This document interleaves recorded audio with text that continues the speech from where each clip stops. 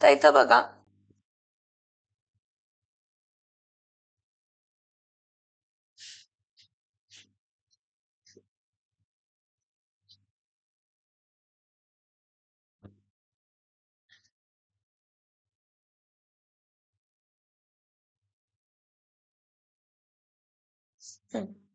Covalent character of which bond?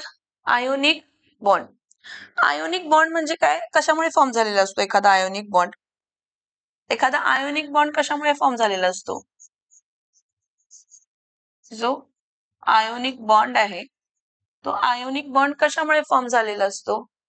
सांगू शकताय? How is ionic bond form? How is ionic bond form? कसं form होतो ionic bond? हा, फटके दिन. Covalent bond sharing of electron न होतं. आयोनिक बॉन्ड कसं फॉर्म झालेलं असतं? तर loss of electron and gain of electron. एखादा atom total loss of electron करतो आणि दुसरा electron total gain of electron करतो. म्हणजे जर सोडियम आहे, सोडियमचं कॉन्फिगरेशन काय आहे तर 2,8, काय आहे तर 1. तर टोटल लॉस ऑफ इलेक्ट्रॉनला काय येणार आहे तर Na++ electron. This is loss of electron. This is loss of electron. And configuration nearest inert gas configuration 2, काय अचीव होते तर 8. काय अचीव होते 2,8. आणि क्लोरीन जो आहे त्याचं कॉन्फिगरेशन 2,8, काय आहे तर 7. तो इलेक्ट्रॉन काय करतो तर गेन आणि काय देते तर Cl मायनस दॅट इज 2, काय आहे तर 8. दिस इज गेन ऑफ इलेक्ट्रॉन. हा आयोनिक बॉन्ड आहे. आणि काय होतं की एकावरती पॉझिटिव्ह चार्ज डेव्हलप होतोय आणि एकावरती नेगेटिव्ह चार्ज काय होते तर डेव्हलप. सो एकावरती पॉझिटिव्ह आणि एकावरती नेगेटिव्ह चार्ज डेव्हलप झाला. हा 2,8, सॉरी 2,8. सो एकावरती टोटल पॉझिटिव्ह आणि एकावरती टोटल नेगेटिव्ह चार्ज डेव्हलप होतो आणि त्यामुळे जो काय फोर्स ऑफ अट्रॅक्शन डेव्हलप होतो एकावरती पॉझिटिव्ह आणि एकावरती नेगेटिव्ह, त्यामुळे जे काही फोर्स ऑफ अट्रॅक्शन डेव्हलप होते दोघांमध्ये त्याला आपण काय म्हणतो तर ionic. Force of attraction is electrostatic force of attraction. त्यामुळे ते जवळजवळ येतात आणि मग जे बनतात ते कसले सॉलिड्स असतात तर आयोनिक सॉलिड्स असतात. काय असतात? हा. आता पुढे होतंय काय बघा.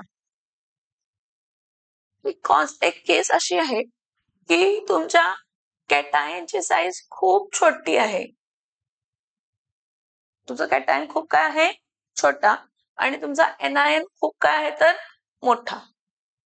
आता लिथियम जर घेतला तर लिथियमचं कॉन्फिगरेशन असते 1s2 असते. Lithium plus lithium 1s2 2s1 असते. जर त्यानं एक इलेक्ट्रॉन गेन केला सॉरी लूज केला तर Li+ जेव्हा म्हणतो तेव्हा त्याचं कॉन्फिगरेशन काय आहे 1s2.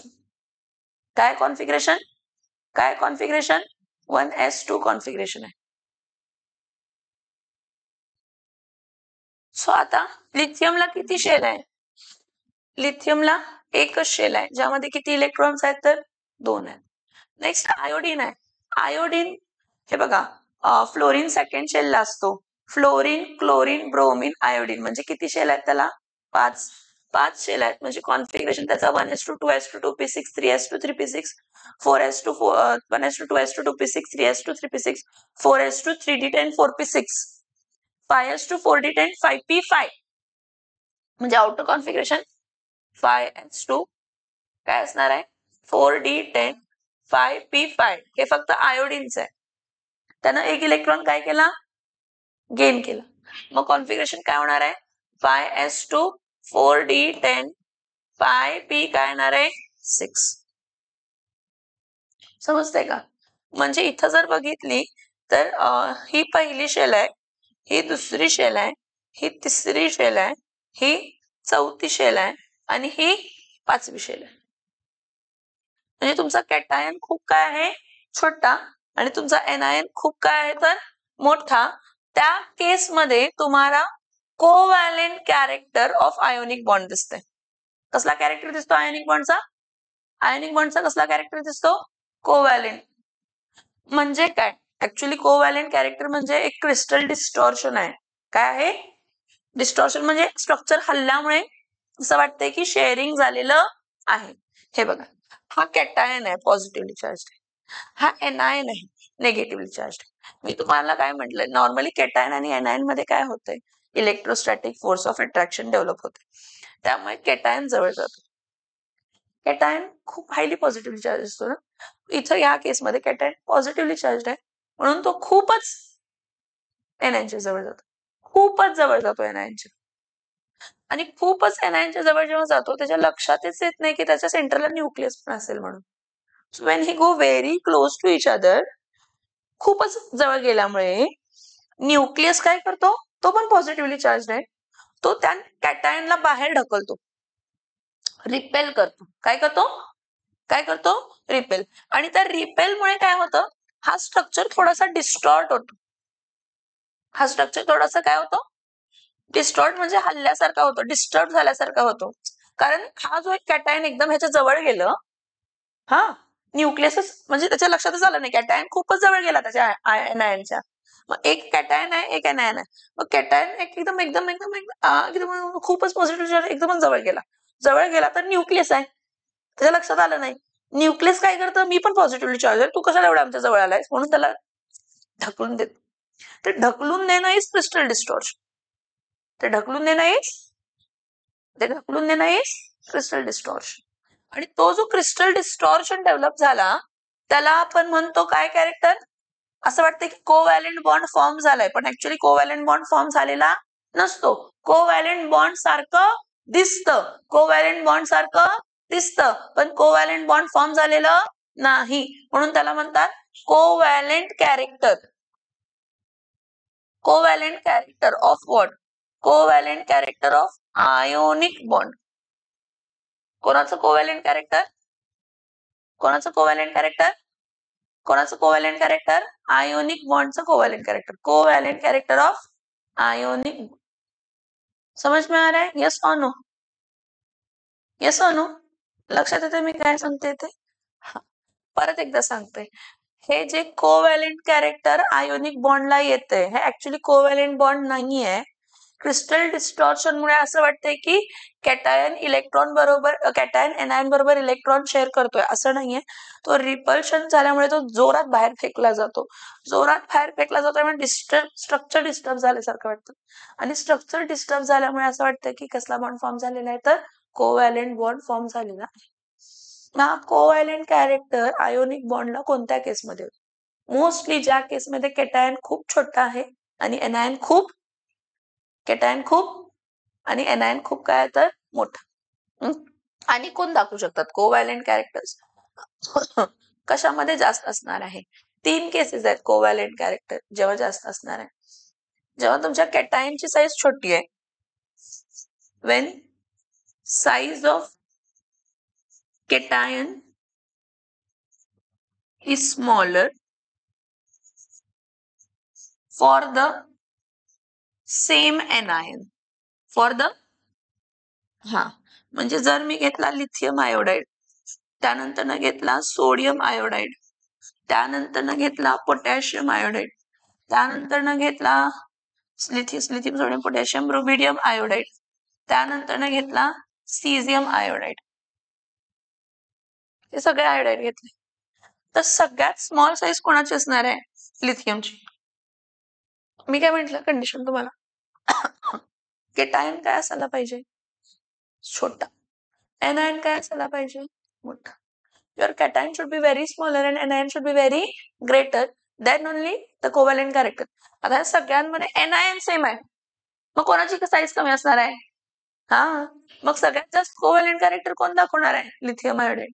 त्यापेक्षा कमी सोडियम आयोडाइड, त्यापेक्षा कमी रुबिडियम आयोडाइड, त्यापेक्षा कमी potassium iodide, rubidium iodide, caesium iodide. आणि कधी जेव्हा एखाद्या कॅटायन वरती चार्ज जास्त आहे, तो आयसो इलेक्ट्रॉनिक स्पीशीज आहे. कसला स्पीशीज आहे? म्हणजे नंबर ऑफ इलेक्ट्रॉन्स काय आहेत? सेम. नंबर ऑफ इलेक्ट्रॉन्स काय आहेत? नंबर ऑफ इलेक्ट्रॉन्स काय आहेत? ज्या केसमध्ये नंबर ऑफ इलेक्ट्रॉन सेम आहेत त्या केसमध्ये.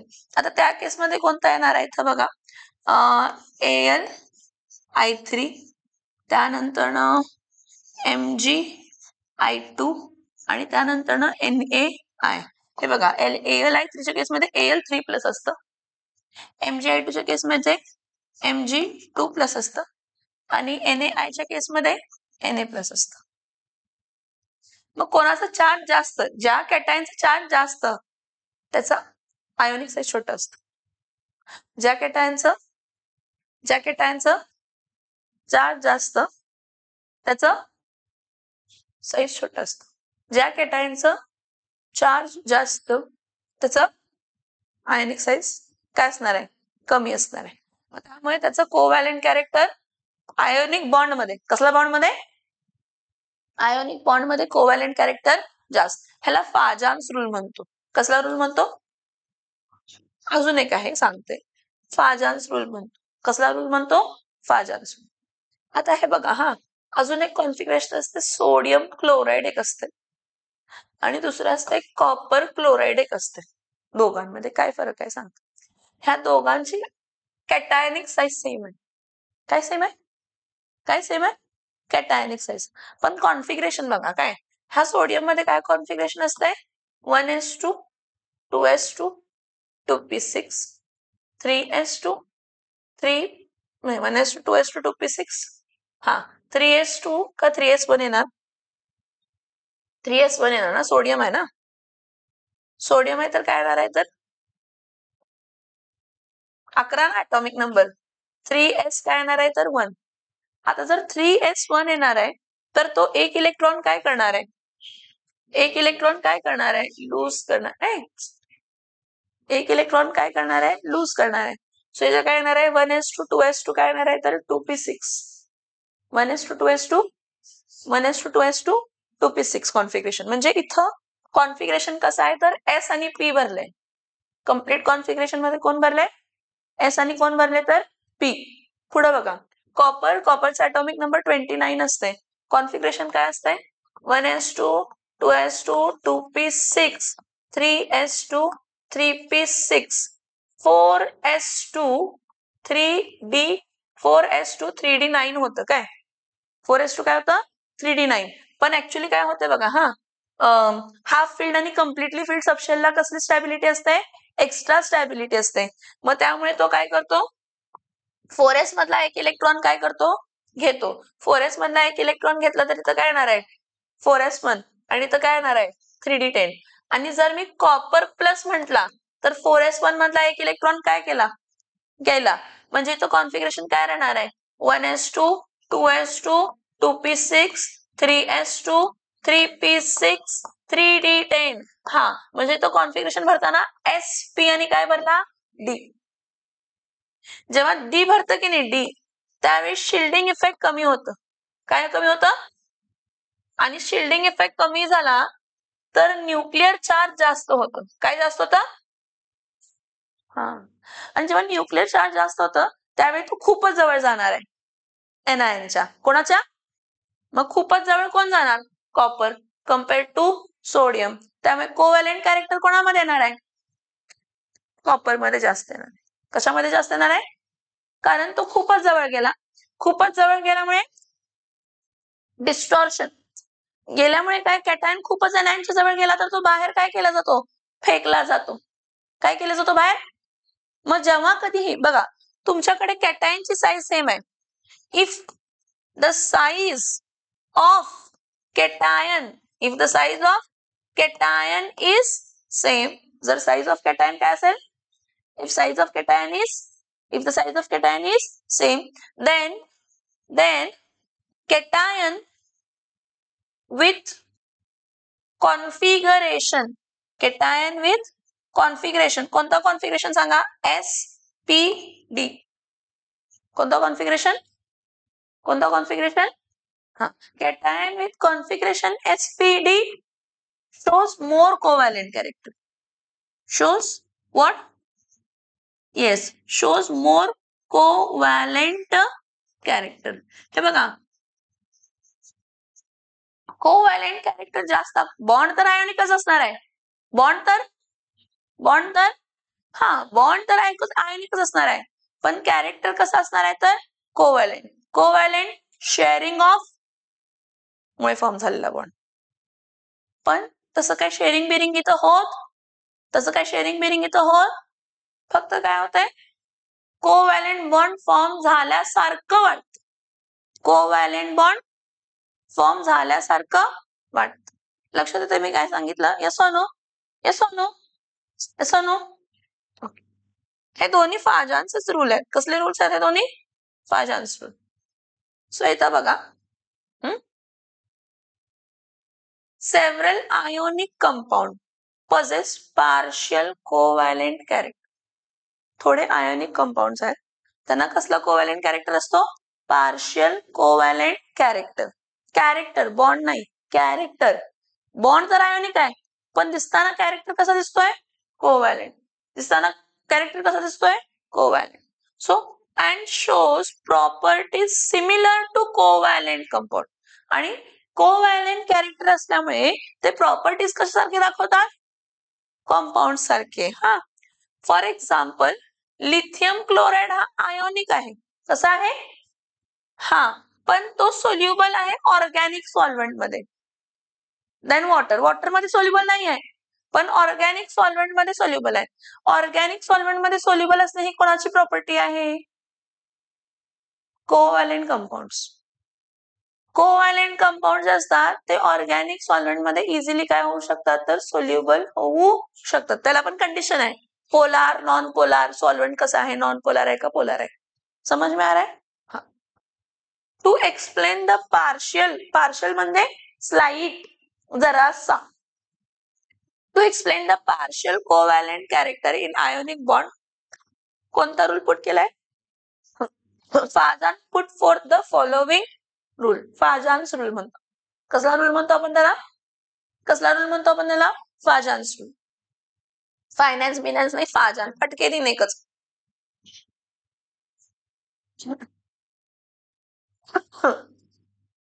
बघा फाजान्स रूल काय म्हणतो? The smaller the size of cation, जेवढी कॅटायनची साईज कमी, and larger the size of anion, greater covalent character to the ionic bond. म्हणजे आयोनिक बॉन्डला जास्त कोव्हॅलेंट कॅरेक्टर. असं वाटणार आहे की शेअरिंग ऑफ इलेक्ट्रॉनमुळे झाले, पण कसं झालं सांगितलं मी तुम्हाला. काय झालेलं होतं? कॅटायनची साईज खूप छोटी, एनायनची साईज खूप मोठी. सो जेव्हा कॅटायन एनायनच्या जवळ जातं, खूप जवळ जातं, त्यावेळी त्याच्या लक्षातच येत नाही की त्याच्या सेंटरला न्यूक्लियस असेल आणि तो न्यूक्लियस आपल्याला रिपेल करू शकतो.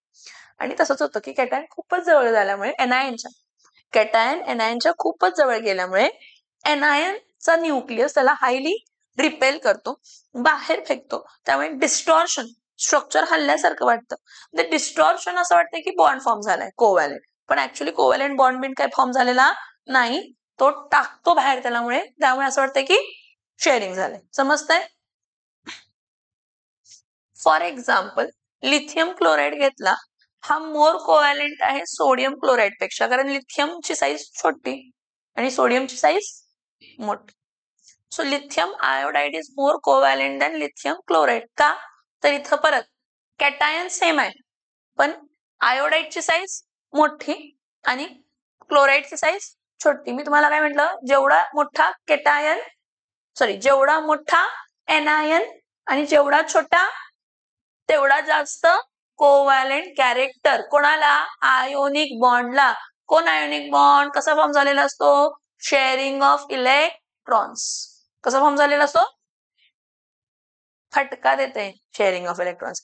आयोनिक बॉन्ड कसा फॉर्म झालेला असतो? Loss of electron and gain of electron. असं नाही, चुकीचं आहे. वागणं चुकीचं आहे आपलं.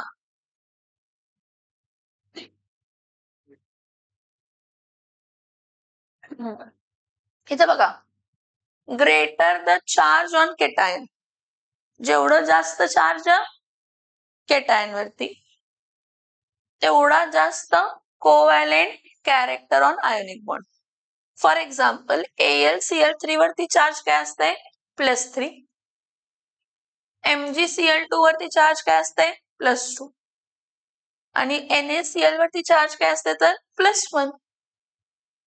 मग जेवढा जास्त चार्ज कॅटायन वरती, आणि हे सगळे आयसो इलेक्ट्रॉनिक स्पीशीज आहेत, म्हणजे नंबर ऑफ इलेक्ट्रॉन्स काय आहेत त्यामध्ये सेम. तर Al3 प्लसचं कोव्हॅलेंट कॅरेक्टर, आयोनिक बॉन्डचं कोव्हॅलेंट कॅरेक्टर जास्त, आयोनिक बॉन्डचं कोव्हॅलेंट कॅरेक्टर जास्त, आयोनिक बॉन्डचं कोव्हॅलेंट कॅरेक्टर जास्त, सगळ्यात जास्त ह्याच्यामध्ये Al3 प्लस Cl, AlCl3. समजतंय? Yes or no? आता नेक्स्ट बघा. A cation with outer electronic configuration S2p6d10, S2p6 type possess a greater polarizing power compared to the cation having the same size and same charge, but having outer electronic configuration of type S2p6, of type S2p6 of type. मग कोण सांगा हे, ह्याचा example सांगा. मी तुम्हाला सांगितलं, sodium आपण chloride घेतला आणि कॉपर काय घेतला तर क्लोराईड घेतला. तर कॉपर क्लोराईड मध्ये कॉन्फिगरेशन काय होता? Sp_d, म्हणजे S2p6d10. आणि इथं सोडियम क्लोराईड मध्ये S2p काय होता तर 6. सो मी तुम्हाला काय म्हंटल, ह्यामध्ये जास्त असतं कारण डी भरलेलं नसते, ह्यामध्ये डी भरलेलं असते, म्हणजे आतल्या शेलमध्ये डी भरल्यामुळे शिल्डिंग इफेक्ट कमी, न्यूक्लिअर चार्ज जास्त, त्यामुळे तो कॅटायन हायली पोलरायझिंग पॉवर, म्हणजे तो जास्त कोव्हॅलेंट कॅरेक्टर दाखवणार आहे. काय दाखवणार आहे? कोव्हॅलेंट कॅरेक्टर जास्त दाखवणार आहे. हे बघा, दिस इज बिकॉज काय, हे समजलं, कॉपर क्लोराईड आणि सोडियम क्लोराईड दोघांचा साईज सेम आहे. हे बघा काय म्हटलंय बघा, a cation with outer electronic configuration S2p6d10 type has a greater polarizing power compared to cation having same size, same charge. Same size आणि सेम चार्ज असते Na+ ची आणि Cu+ ची, बट आउटर इलेक्ट्रॉनिक कॉन्फिगरेशन फक्त S2p6 आहे, त्यामुळे तर shielding effect खूप जास्त आहे. S2p6 मध्ये शिल्डिंग इफेक्ट जास्त आहे कारण S आणि P शिल्डिंग इफेक्ट जास्त देतात आतल्या S आणि P. This is because the d electron of S2p6d10 shell screens nuclear charge less effectively. सोप्या भाषेत शिल्डिंग इफेक्ट काय झालाय? कमी, आणि न्यूक्लिअर चार्ज काय झालाय? वाढलाय, compared to S and P electrons of S2p6 shell. Hence, effective nuclear charge in cation S2p6d10 configuration is greater than that of one having S2p6. So Cu2 plus Cl minus हा actually आयोनिकचा compound आहे, पण त्याचा covalent character जास्त. काय जास्त? कशापेक्षा? NaCl पेक्षा. कशापेक्षा? आता त्यांनी कोव्हॅलेंट कॅरेक्टर का डेव्हलप होतं हेच सांगितलं नाही, पण मी तुम्हाला सांगितलं का होतंय कोव्हॅलेंट कॅरेक्टर. काय कोव्हॅलेंट कॅरेक्टर डेव्हलप होतं आयनिक बॉन्डला? जेव्हा कॅटायन खूप छोटा असतो, एनायन खूप मोठा असतो, no doubt electrostatic force of attraction develop होणार आहे पॉझिटिव्हली चार्ज आणि निगेटिव्हली चार्ज. सो कॅटायन एकदमच भ्रमात खूप जवळ जातो, जवळ खूपच एनायनच्या गेल्यामुळे एनायनचा न्यूक्लियस त्याला काय करतो? बाहेर भस्कन ढकलतो, त्यामुळे तो रिपेल होतो, आणि ते रिपेलमुळे क्रिस्टल्स डिस्टॉर्ट होतो, आणि तो क्रिस्टल डिस्टॉर्ट झालेला आपल्याला असं वाटतं की काय फॉर्म झालेला आहे? काय फॉर्म झालाय? कोवैलेंट बॉन्ड फॉर्म झाल्यासारखं वाटतं, पण ऍक्च्युअली कोवैलेंट बॉन्ड फॉर्म झालेला समझ में आ रहा है? यस और नो?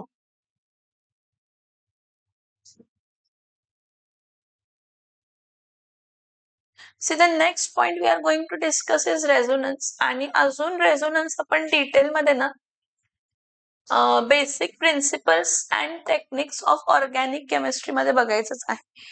रेझोनन्स आपण अजून कुठे बघायचं आहे? Basic principles and techniques of organic chemistry. एक सांगते तुम्हाला, रेझोनन्स हा इमॅजिनरी कॉन्सेप्ट आहे. रेझोनन्स हा कसला कॉन्सेप्ट आहे? असं होत असेल असं आपण इमॅजिन करतो. त्याचं रिझन आहे. काय त्याचं रिझन? आता काय रिझन आहे सांगतो. आता जर तुम्ही ओझोन घेतला, आपण ओझोनचं स्ट्रक्चर ड्रॉ केलेलं आहे, आठवते का तुम्हाला? लेविस स्ट्रक्चर ड्रॉ केलेलं. तसलं स्ट्रक्चर ड्रॉ केलेला लेविस स्ट्रक्चर, की एका ऑक्सिजन वरती 2 लोन पेअर होते. एका ऑक्सिजन वरती 3 लोन पेअर होते आणि त्यावरती चार्ज काय होता मायनस, आणि एका ऑक्सिजन वरती 1 लोन पेअर होता आणि त्यावरती चार्ज काय होता तर प्लस. असंच बघितलेलं ना? येस और नो? येस और नो? ओके. सो मला सांगा की इथं तर डबल बॉन्ड आहे आणि इथं मग बॉन्ड लेंथ काय असायला पाहिजे? बॉन्ड लेंथ म्हणते 1 मायनस नाही, बॉन्ड लेंथ म्हणजे दोन ऍटम मधला डिस्टन्स जो असतो. डबल बॉन्ड आणि सिंगल बॉन्ड मध्ये काय असायला पाहिजे? मी शिकवलंय, बॉन्ड ऑर्डर जास्त तर बॉन्ड लेंथ काय असायला पाहिजे कमी. मग डबल बॉन्डची बॉन्ड लेंथ कमी असते कारण एक सिग्मा आणि एक काय असते तर पाय बॉन्ड, आणि इथं फक्त सिंगल बॉन्ड आहे त्यामुळे ह्याची बॉन्ड लेंथ काय असायला पाहिजे जास्त. पण दोघांची बॉन्ड लेंथ सेम असते. दोघांची बॉन्ड लेंथ, मग काय झालं असेल इथं? असं कसं असणार आहे? दोन्ही म्हणजे ह्याची पण बॉन्ड लेंथ सेम आणि ह्याची पण बॉन्ड लेंथ सेम, का बॉन्ड लेंथ सेम असते? नाही. त्यावेळी असं कन्सिडर केलं की शिफ्टिंग ऑफ पाय इलेक्ट्रॉन्स म्हणजे lone pair and bond pair must have taken place. Shifting of yes, shifting of lone pair electrons and pi electrons may have took place. आणि असंच कन्सिडर करतो, जेव्हा रेझोनन्स होतो तेव्हा ऍटम जागेवरनं हलत, जेव्हा रेझोनन्स होतो त्यावेळी ऍटम जागेवरनं हलत नाही. लोन पेअर असेल तर शिफ्ट होतो, पाय बॉन्ड असेल तर शिफ्ट होतो, कारण पाय बॉन्ड म्हणजे पाय इलेक्ट्रॉन्स आहेत जे की लॅटरल ओव्हरलॅपिंगमुळे फॉर्म झाले, जे की टाईटली बाउंडेड नाहीये. ऍक्सिस टू ऍक्सिस ओव्हरलॅपिंग जो सिग्मा बॉन्ड असतो तो कधी जागेवरनं हलत नाही. सो इथं काय आहे बघा, ह्याच्याकडे 3 लोन पेअर आहेत ना, हा ह्यातला एक लोन पेअर जो आहे तो लोन पेअर कशामध्ये कन्वर्ट झाला? Bond pair, pi bond form करणार. काय फॉर्म करणार? आणि इथं एक सिग्मा आणि इथं एक काय तर पाय बॉन्ड आहे, तर हा पाय बॉन्ड हा बॉन्ड पेअर कशामध्ये कन्वर्ट झाला तर लोन पेअर. समझ में आ रहा है?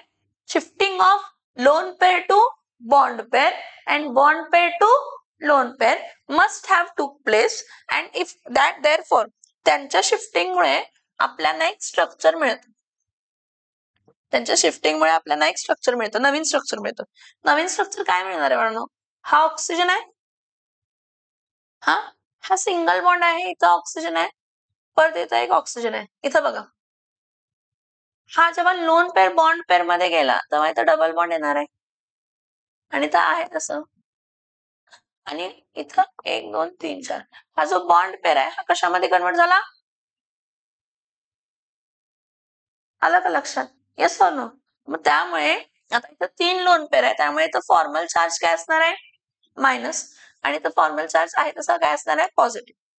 सो हे जे दोन स्ट्रक्चर तुमच्याकडे दिसतात, परत बघा हा, परत ह्या केसमध्ये काय होत असतं, हा परत काय झाला असेल? लोन पेअर कशामध्ये कन्वर्ट झाला असेल? बॉन्ड पेअर, आणि हा बॉन्ड पेअर कशामध्ये कन्वर्ट झाला असेल? Lone pair. म्हणजे तुम्हाला हा रेझोनेटिंग स्ट्रक्चर इथं देणार हा, आणि हा स्ट्रक्चर परत हाच देणार आहे. ह्याला रेझोनन्स म्हणतात. काय म्हणतात? Continuously shifting of lone pair to bond pair, bond pair to lone pair होऊ शकतं, किंवा लोन बॉन्ड पेअर टू फक्त लोन पेअर पण होऊ शकतं, किंवा bond pair to pi bond pair म्हणजे pi bond to pi bond shifting होऊ शकते. काय शिफ्टिंग होऊ शकते? हा. मग हे जे दोन स्ट्रक्चर आहेत ना, ह्या दोन स्ट्रक्चर मध्ये ह्याला रेझोनेटिंग स्ट्रक्चर काय म्हणूया? 1, आणि ह्याला रेझोनेटिंग स्ट्रक्चर काय म्हणूया तर 2. दोन्ही ओझोनचे स्ट्रक्चर आहेत, पण दोन्ही स्ट्रक्चर कम्प्लीट इन्फॉर्मेशन ओझोन बद्दल देत नाही. म्हणजे tries to give complete information but never gives a complete information single structure. म्हणजे हा 99% इन्फॉर्मेशन देतो पण 1% इन्फॉर्मेशन देणं ह्याकडून पॉसिबल नाही. हा 99% इन्फॉर्मेशन देतो पण 1% देत नाही. म्हणजे जर हा ह्याच्या मेल्टिंग पॉइंट बद्दल सांगत नाहीये पण बाकी सगळ्या प्रॉपर्टीज बद्दल सांगतो, हा ह्याच्या बॉइलिंग पॉइंट बद्दल सांगत नाहीये पण बाकी सगळ्या प्रॉपर्टीज बद्दल सांगतो. म्हणजे हा मेल्टिंग पॉइंट बद्दल इन्फॉर्मेशन जो देत नाही हा देतोय. समजते का? आणि हा जो बॉइलिंग पॉइंट बद्दल इन्फॉर्मेशन देत नाही तो हा देतोय. I am giving an example. की almost try to give complete information but never gives complete information. So what we do, we combine these two resonating structures. See, this is two resonating structure. असं नाही की resonating structure एकपेक्षा जास्त पण असू शकतात, 3, 4, 5 पण असू शकतात.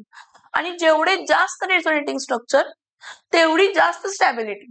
एखादा रेझोनेटिंग स्ट्रक्चर आहे आणि एखादा नॉन रेझोनेटिंग स्ट्रक्चर आहे, तर स्टॅबिलिटी कोणामध्ये जास्त असते? रेझोनेटिंग स्ट्रक्चर मध्ये. कारण जेव्हा शिफ्टिंग ऑफ इलेक्ट्रॉन होत असते, पाय इलेक्ट्रॉन्स, पाय बॉन्ड लोन पेर, त्यावेळी एनर्जी बाहेर जात असते. काय बाहेर जात असते? आणि एनर्जी बाहेर गेली तर वाढणार. एनर्जी बाहेर गेली तर समज में आ रहा है जो मैं बोल रही हूँ, यस और नो?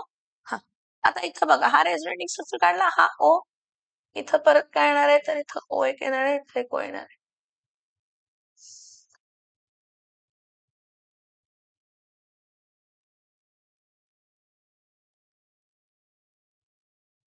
फिक्स्डच आहेत. 2-2 लोन पेर तर फिक्स्डच आहेत. तिसरा लोन पेर येणार, ते जाणार, त्यामुळे आपण तिथं काय लिहितो, इथं चल तो -हाफ, इथं पण काय लिहितो -हाफ. इथं पाय बॉन्ड येईल जाईल, ह्याला आपण काय म्हणतो, तर रेझोनन्स हायब्रिड. हा जो रेझोनन्स हायब्रिड आहे ह्याला ऍक्च्युअल मॉलिक्यूल म्हणतो. काय म्हणतो? हा. आणि हा ऍक्च्युअल मॉलिक्यूल जो आहे तो तुम्हाला कम्प्लीट इन्फॉर्मेशन देऊ शकतो त्या स्ट्रक्चर बद्दल. पण जे रेझोनेटिंग स्ट्रक्चर आहेत, जे कंबाईन केलेले नाहीयेत, ज्यामध्ये शिफ्टिंग कंटिन्युअसली होत आहे, ते कम्प्लीट इन्फॉर्मेशन देणार नाही. आता 2 रेझोनेटिंग स्ट्रक्चर आहे, त्या 2 रेझोनेटिंग स्ट्रक्चर मध्ये एकाची रेझोनेटिंग एनर्जी जास्त असते आणि एकाची रेझोनेटिंग एनर्जी काय असते, तर कमी. ज्याची रेझोनेटिंग एनर्जी कमी असणार आहे त्याची स्टॅबिलिटी काय असणार आहे, त्या केसमध्ये जास्त असणार आहे. हा, समज में आ रहा है, यस और नो? आता आपण काय करतो, ह्या दोघांचं ऍव्हरेज, म्हणजे दोघांना ऍड करूनच बनवले ना, म्हणजे ऑलमोस्ट ह्याचा ऍव्हरेज म्हणजे रेझोनन्स हायब्रिडची एनर्जी असते. आपण इमॅजिन करतो, असं काय नाही, हे सगळं थेरॉटिकली एक्सपेरिमेंटली डिटरमाइन केलेलं असतं. एक्सपेरिमेंटली काय, हा 400 + 300 किती झालं, 700. 700 डिवाइडेड बाय 2 किती झाले, 350. मग कन्सिडर करा की तुमची रेझोनन्स हायब्रिडची एनर्जी किती आहे, तर 350. मग रेझोनन्स स्टॅबिलायझेशन एनर्जी म्हणून असते, ती काय असते, रेझोनन्स हायब्रिडची एनर्जी मायनस अशा रेझोनेटिंग स्ट्रक्चरची एनर्जी, ज्याची एनर्जी काय आहे, तर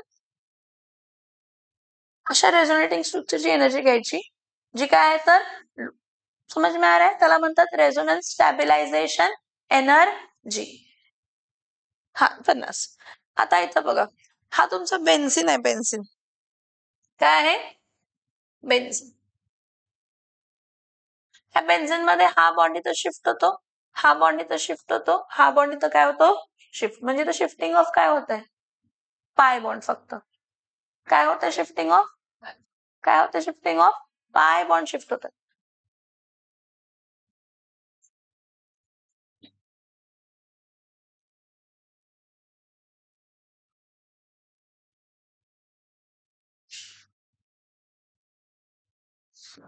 हे बघ, ह्या केस मध्ये पण सगळ्या कार्बन कार्बनची बॉन्ड लेंथ काय असते, सेम.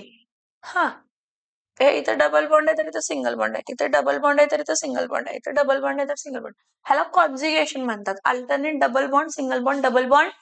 जिथं कुठं alternate double bond, single bond, double bond, single bond आहे, किंवा डबल बॉन्ड आहे, सिंगल बॉन्ड आहे आणि लोन पेर आहे, डबल बॉन्ड आहे, सिंगल बॉन्ड आहे आणि काय, तर लोन पेर सेकंड ऍटम वरती, तर त्या केसमध्ये रेझोनन्स होते. म्हणजे हा बॉन्ड इथं काय होणार आहे, शिफ्ट. हा बॉन्ड इथं काय होणार आहे, शिफ्ट. आणि हा बॉन्ड इथं काय होणार आहे, तर शिफ्ट. मग इथं बॉन्ड फॉर्म होणार, मग इथं बॉन्ड फॉर्म होणार, मग इथं बॉन्ड. इथं राहणार आहे का, नाही. हा बॉन्ड इथं काय होणार आहे, शिफ्ट. हा बॉन्ड इथं काय होणार आहे, शिफ्ट. हा बॉन्ड इथं काय होणार आहे, शिफ्ट. म्हणजे परत हा स्ट्रक्चर मिळणार आहे. म्हणजे हा तुमचा रेझोनेटिंग स्ट्रक्चर काय झाला, 1. हा तुमचा रेझोनेटिंग स्ट्रक्चर काय झाला, 2. आणि ह्याचा दोघांचा हा हायब्रिड म्हणजे ऍक्च्युअल मॉलिक्यूल. कसला मॉलिक्यूल, कसला molecule, actual molecule. Dot dot dot.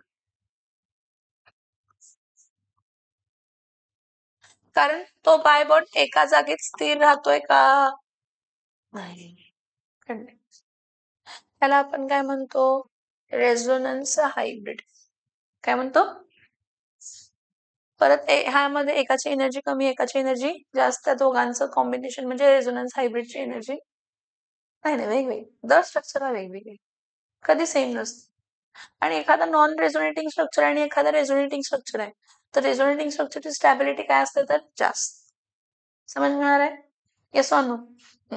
परत जेवढे जास्त रेझोनेटिंग स्ट्रक्चर तेवढी जास्त स्टॅबिलिटी, जेवढे जास्त रेझोनेटिंग स्ट्रक्चर तेवढी जास्त स्टॅबिलिटी, कारण तेवढ्याला एनर्जी बाहेर पडत असते. तेवढ्याला एनर्जी काय असते? हे बघा, जो तुमचा रेझोनन्स हायब्रिड आहे त्याला आपण कसले मॉलिक्यूल म्हणतो? Actual molecule. आणि हे जे आहेत ते हे रेझोनेटिंग स्ट्रक्चर आहेत, which tries to when two or more structures whose position of atom is same, position of sigma bond is same, but position of pi bond is constantly changing, where atom does not changes its position. Atom स्वतःची जागा सोडत, समजतंय? Charge पण आहे तसं राहणार आहे. Shifting झालं तर चार्ज ह्या ऍटम वरती होतं तर त्या ऍटम वरती जाणार, त्या ऍटम वरती येते ह्या ऍटम वरती. त्याला आपण कसले स्ट्रक्चर्स म्हणतो? Resonating structure. And resonating structure is totally an imaginary concept we say, की असं होत असेल, असं होत. इथं बघ, हा NO2 काय आहे तर मायनस, तर हा NO2 मायनसचा स्ट्रक्चर कसा काढला जातो बघ, हा N आहे, इथं डबल बॉन्ड काय आहे तर O, आणि इथं सिंगल बॉन्ड काय आहे तर O. 1 2 3 4 5 6 यावरती चार्ज काय येणार आहे तर मायनस, इथं काय येणार आहे 1 2 3 4, इथं यावरती आपण चार्ज ऍक्च्युअली प्लस दिलेला असतो. ठीक आहे. परत हा लोन पेअर कशामध्ये कन्वर्ट होणार आहे? Bond pair. हा बॉन्ड पेअर कशामध्ये कन्वर्ट होईल? Lone pair. म्हणजे आपल्याला सेकंड रेझोनेटिंग स्ट्रक्चर मिळणार, N सिंगल बॉन्ड O 1 2 3 4 5 6 यावरती चार्ज मायनस, इथं डबल बॉन्ड 1 2 3 4. परत हा लोन पेअर कशामध्ये कन्वर्ट होणार आहे? Bond pair. आणि हा बॉन्ड पेअर कशामध्ये कन्वर्ट होणार आहे? लोन पेअर मध्ये होणार आहे. ठीक आहे. ह्याचे ऍक्च्युअल मॉलिक्यूल, ऍक्च्युअल मॉलिक्यूल मध्ये N single bond O single bond O dot dot dot dot dot dot dot dot dot minus हा ह्यावरती चार्ज प्लस. आणि हा तुमचा रेझोनेटिंग स्ट्रक्चर 1 असेल, हा तुमचा रेझोनेटिंग स्ट्रक्चर 2 असेल, हा तुमचा रेझोनन्स काय असेल तर हायब्रिड. मी तुम्हाला असं दाखवलं की दोनच रेझोनेटिंग स्ट्रक्चर आहेत, असं नाही की दोन आहेत, दोन पेक्षा जास्ती असू शकतात. जर तुम्ही हा हा येस, आणि हा CO3 मायनस मध्ये तर 3 रेझोनेटिंग स्ट्रक्चर असतात. किती असतात? 3. हे बघ इथं बघ, हे आपण जसं करत जातो, हे बघा, हा C डबल बॉन्ड O असतो, हा सिंगल बॉन्ड O असतो, हा सिंगल बॉन्ड काय असतो तर O असतं. मग आता इथं पण शिफ्टिंग होणार आहे, इथं पण शिफ्टिंग होणार आहे, इथं पण शिफ्टिंग होणार आहे. समज मिळणार आहे? नाही, 2 होते. ओझोन आहे ना फक्त, इथं तसं ओझोन हा असा आहे रे, तसं बघितलं तरी तर 3 आहे. ओझोनच होतं, ओझोनच होतं. कुठं 3 होतं? तर इथं क्लोज चेन आहे, क्लोज चेन मध्ये तसं शिफ्टिंग होणार. इथं जर मी एक जरी स्ट्रक्चर ड्रॉ केला की नाही, म्हणजे एक हायड्रोजन ऍटम रिप्लेस होऊन कोणताही इलेक्ट्रॉन डोनेटिंग किंवा इलेक्ट्रॉन विड्रॉइंग 5 रेझोनेटिंग स्ट्रक्चर बनतात. किती? बेन्झिनचे 2च आहेत, पण जेव्हा एखादा मोनोसब्स्टिट्यूटेड ग्रुप असते 5 रेझोनेटिंग. हा सिंपल बेन्झिन आहे, हा सिंपल काय आहे? तुम्ही काय म्हणताय? C6H6 C6H6 समज में आ रहा है क्या? यस और नो? इथं बघा, रेझोनन्स हा इथं आहेच बघा, तो कार्बोनेटचा structure. So many polyatomic molecules can be represented by more than one Lewis structure. हा, consider for example CO3 2 minus आहे काय, करेक्शन करा तुमच्या टेक्स्टबुक मध्ये, CO3 2 मायनस आहे.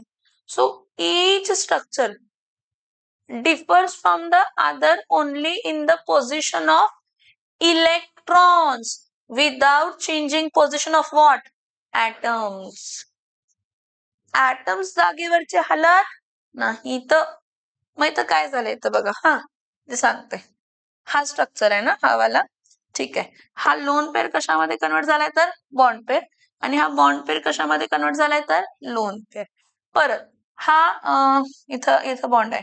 इथं इथं या केसमध्ये हा ह्या केसमध्ये हा लोन पेअर कशामध्ये कन्वर्ट झालाय बॉन्ड पेअर आणि हा बॉन्ड पेअर लोन पेअर कशामध्ये कन्वर्ट झाला बॉन्ड पेअर आणि हा बॉन्ड पेअर कशामध्ये कन्वर्ट होणार आहे तर लोन पेअर.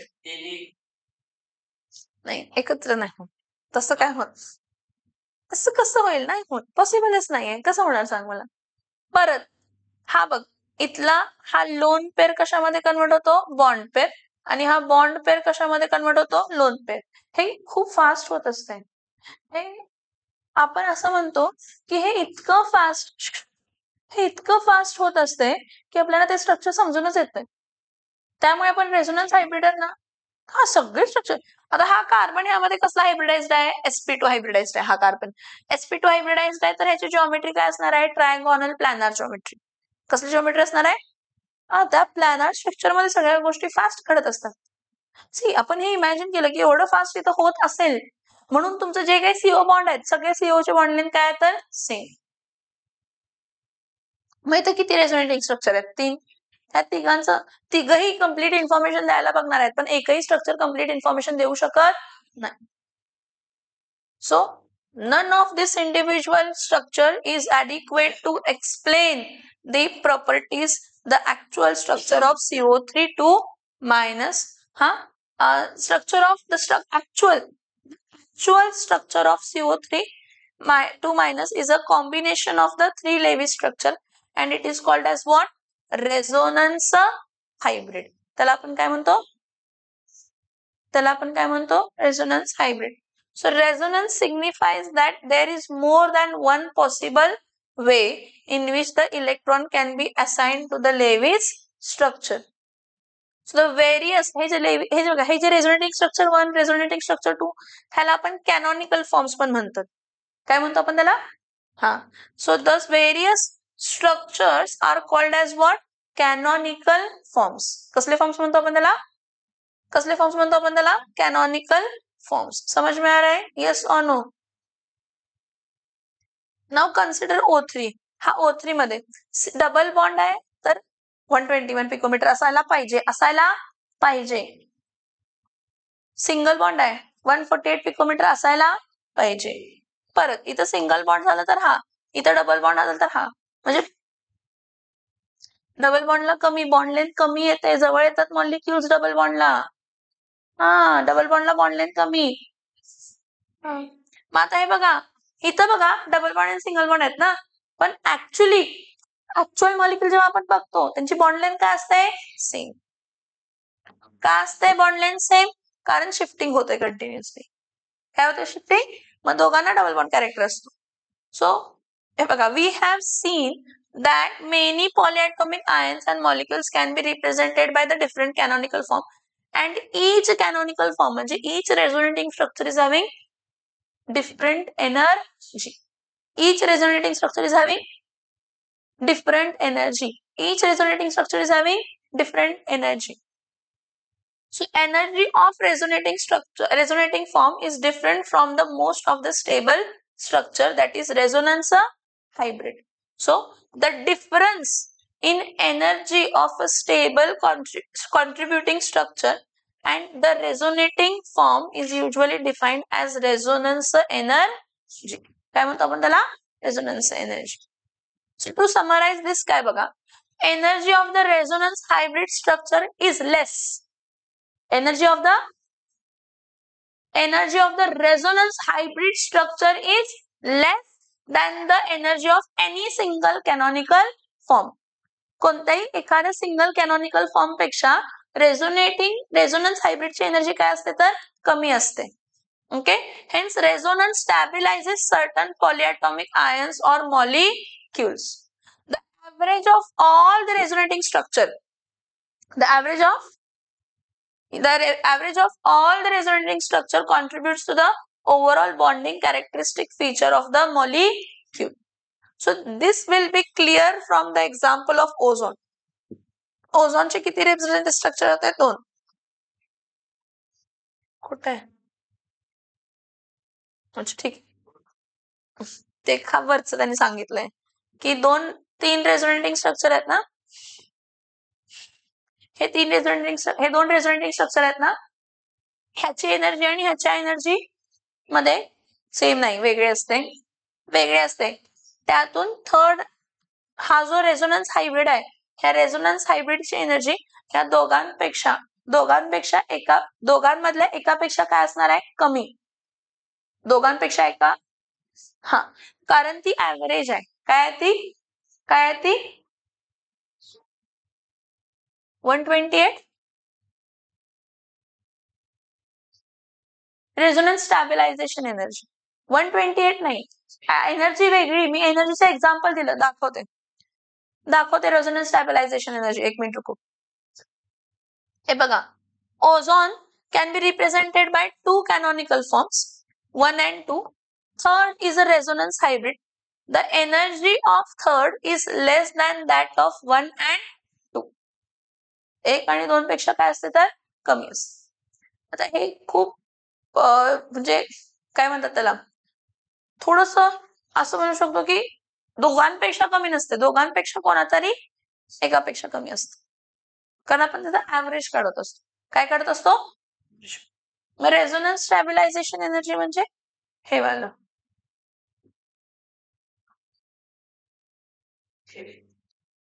इथं बघा, रेझोनन्स स्टॅबिलायझेशन एनर्जी, रेझोनन्स हायब्रिडची एनर्जी मायनस रेझोनेटिंग स्ट्रक्चर ज्याची एनर्जी काय तर लो.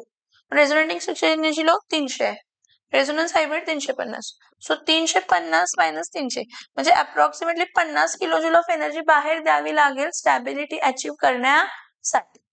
स्टेबल होण्यासाठी एवढी एनर्जी बाहेर द्यावी लागेल, असं त्याचं कॉन्सेप्ट आहे. समजतंय का?